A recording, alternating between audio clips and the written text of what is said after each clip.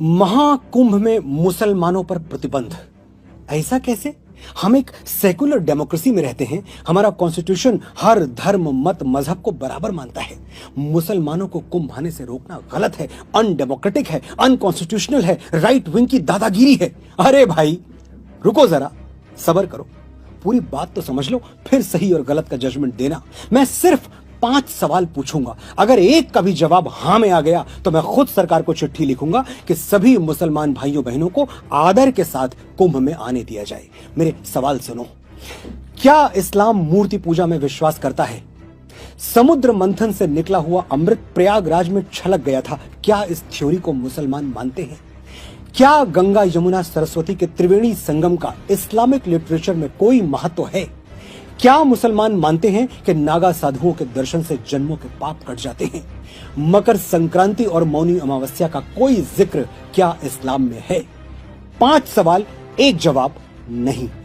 तो फिर मेरे भाई, तुम्हारे लिए कुंभ एक पिकनिक स्पॉट से ज्यादा कोई वैल्यू नहीं रखता, और तुम्हारी ये पिकनिक हमारे लिए 12 वर्षों की लंबी प्रतीक्षा है।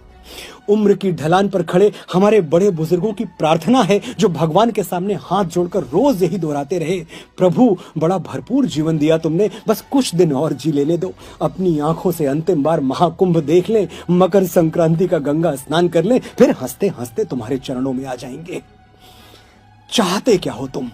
जो थोड़ी बहुत पवित्रता हम सनातनी बचा पाए हैं वो भी दूषित हो जाए? देखे हैं हमने वो वीडियोस, खाने की चीजों में क्या क्या गंदगी मिलाई जा रही है और कौन मिला रहा है। हमारे बाबा थे, 90 साल की उम्र में भी अपना खाना खुद बनाते थे। घर में 4 बहुएं थीं, कहती हम बना दे बाबा, अलग चूल्हे पर बना देंगे। बाबा हंस के कहते नहीं बिटिया, किसी और के बनाए हुए पर विश्वास नहीं होगा, मन तभी मानेगा जब खुद बनाएंगे। ऐसा पवित्र और सैद्धांतिक जीवन जीने वालों को मरते मरते क्या हम किसी का जूठा खिला दें?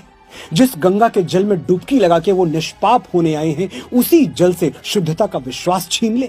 लिबरल बनने के लिए, 4 सूडो सेकुलर दोस्तों में वाहवाही लूटने के लिए हम अपने साधु संतों, ऋषियों, मुनियों और बड़े बूढ़ों की तपस्या खतरे में डाल दें? क्षमा कीजिएगा, हमसे नहीं हो पाएगा।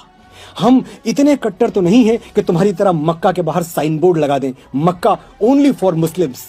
लेकिन कुछ बातें बिना साइन बोर्ड लगाए भी समझ लेनी चाहिए। जैसे हम समझते हैं कि मक्का मदीना सिर्फ मुसलमानों का पवित्र स्थल है, इसलिए हमने कभी नहीं कहा कि मस्जिद अल हरम के दरवाजे सनातनियों के लिए भी खोल दिए जाएं। तुम क्यों जिद कर रहे हो भाई?